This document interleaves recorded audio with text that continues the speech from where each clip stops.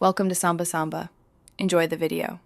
In this video, I will explain how to log into Thinkorswim, whether you prefer the desktop application or the web-based platform.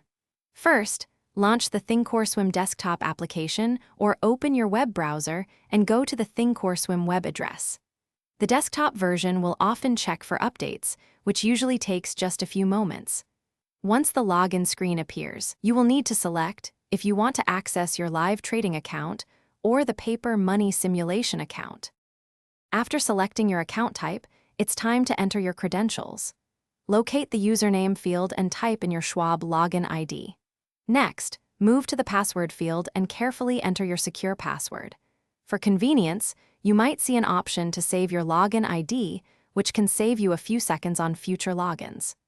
Always double-check both your username and password to ensure accuracy before proceeding. For enhanced security, your account may require two-factor authentication, or 2FA. If prompted, you will need to provide a unique security code. This code is usually generated every 30 seconds by a mobile authenticator app or a physical token.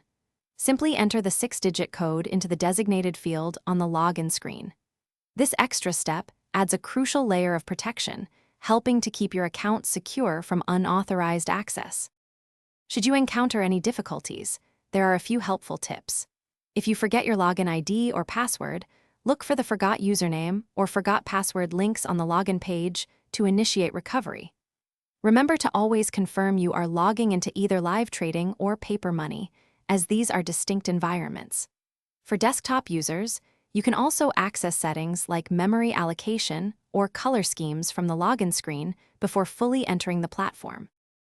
Thanks for watching. Consider subscribing if we helped you.